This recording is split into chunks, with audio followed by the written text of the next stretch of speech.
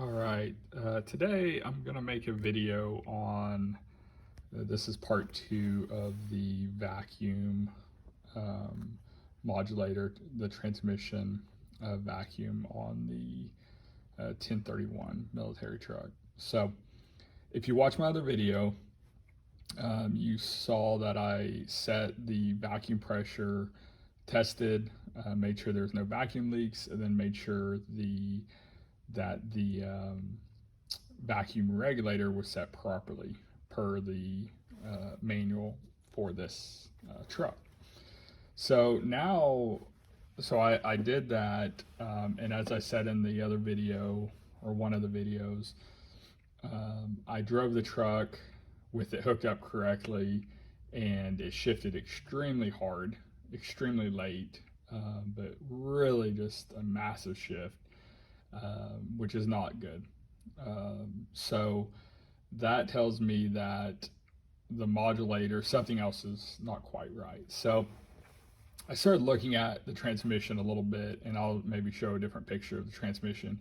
But it looks like at some point the military replaced it, more than likely. I could be wrong. It's still the Turbo 400, but there is something interesting. So here you see two modulators. I looked up the modulator part number on AC Delco, and it shows to be a green stripe.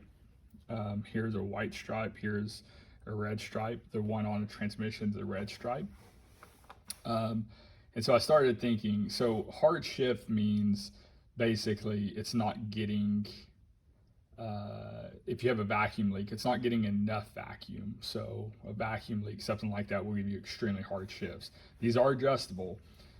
If you look up the parts through Napa or whatever, everything calls this red stripe, and it always says adjustable. The problem I believe is happening is that, yes, it is adjustable, but the range at which it's adjustable does not work with the pressure that the vacuum regulator puts out on this specific truck.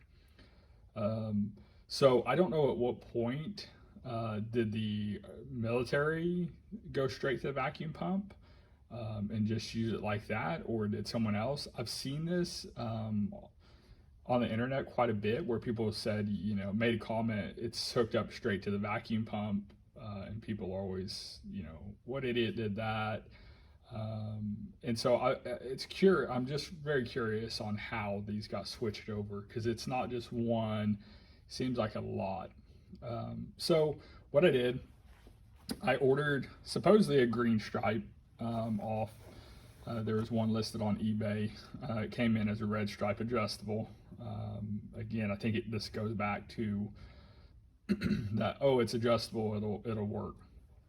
I also ordered in this white white striped adjustable regulator. As you can see, it is significantly bigger, which is a good sign. They're both adjustable. You can see that little, maybe you see that screw right there. You just take a flathead screwdriver and you adjust it out for softer shifts. So turn to the left for softer shifts, and towards the right for firmer shifts. And so what I want to do, this is very scientific, not really. I'm going to show you guys, or try to show you, how much or when the piston inside starts to move. And so I'm going to hook it up to this, basically the vacuum line, to my vacuum pump, and hook the T up. I'll probably clamp these maybe in the vise. I'm going to put my glow plugs, I think, just sitting in there. So when I start to move, you should be able to see it. Then we could look at the vacuum gauge and just see how, again, both screws are adjusted completely out. So this is almost the minimum vacuum that these modulators will work with. So let's get to that.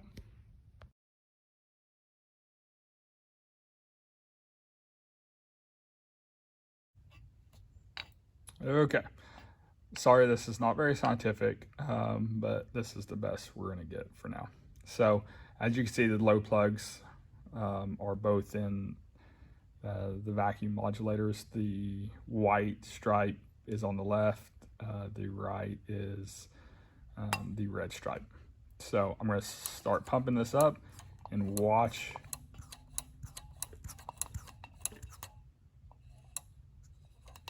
If you can see it,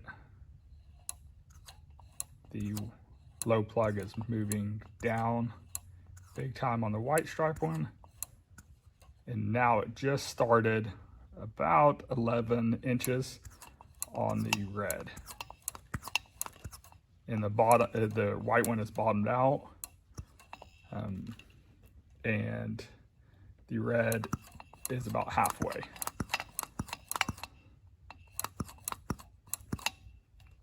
And I'll try this again. Okay, if we could, sorry, I'm a little shaky here. Okay, it started moving, the white one started moving about half an inch.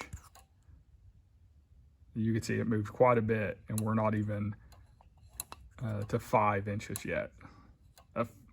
5 inches, it's almost halfway down, retracted, and you can see it. Now the red started to move. The white is all the way down. Red is still going down. And I believe the red is fully retracted at this point. I'm not sure.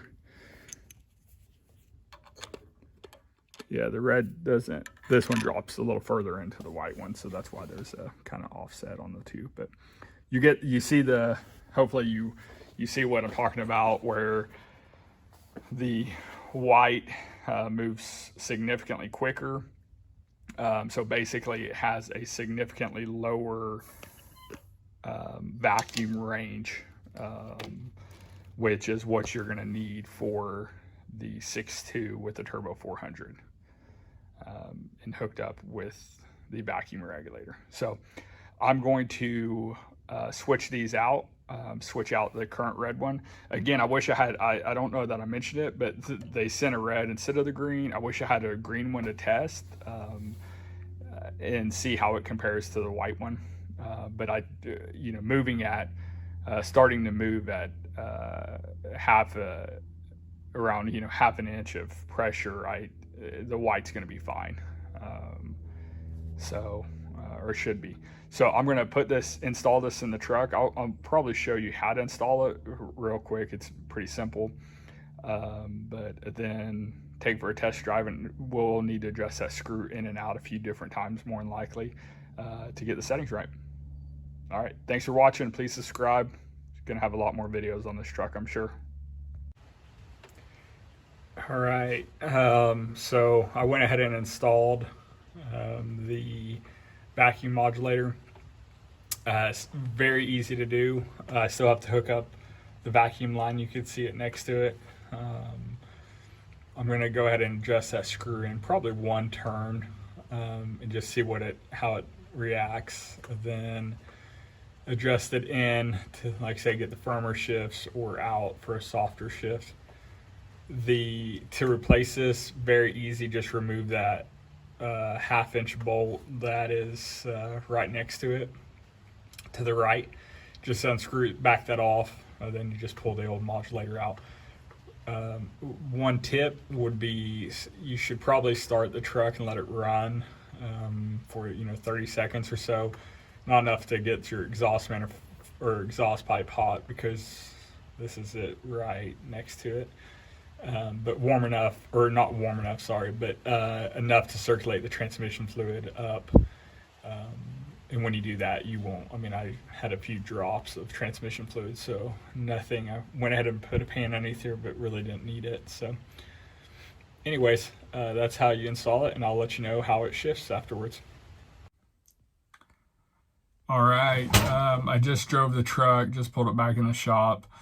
I had to adjust the modulator quite a bit. I backed the set screw out all the way, and then turned it in one turn when I started. It's way too far out, so I adjusted it in, probably almost, I don't know, 30 plus turns. So that's probably a good place to start.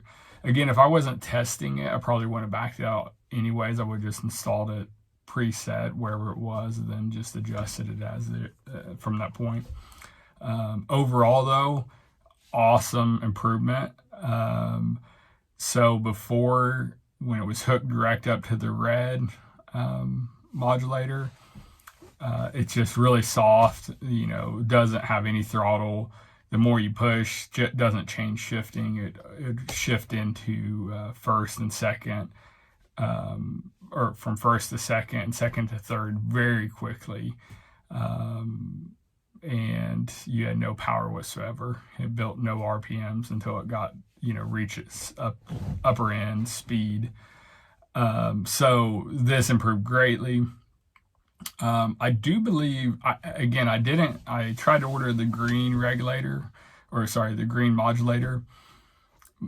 If the green is somewhere in between the white and the red, it's probably the perfect one. I